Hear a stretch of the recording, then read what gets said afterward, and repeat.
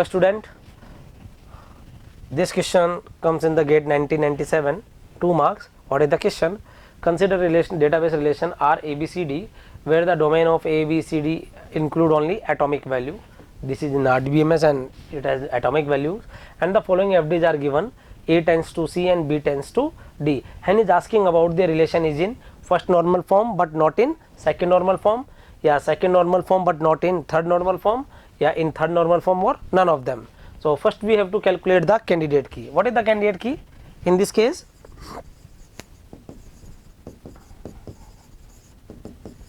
AB, because neither from A nor from B you cannot determine all the attribute of relational schema R ABCD. So the candidate key is AB. Getting my point? Now if we are getting the candidate key, then that relation is in 1NF. And how you check for 2NF?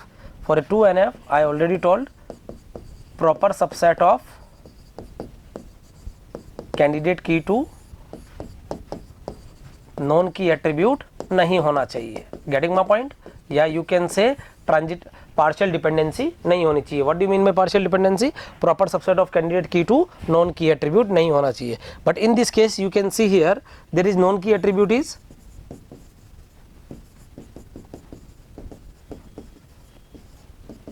C, D, and key attribute is A, B. The attribute that present in the candidate key is called key attribute or prime attribute. So here non key attribute is C and D. So what will happen here? Proper subset of candidate key to known key attribute. So this case is comes in this FD set. So this is not in 2NF. So answer is in 1NF but not in second normal form. Getting my point? What is the reason? Because it contains partial dependency. What do you mean by partial dependency? Proper subset of candidate key to non key attribute.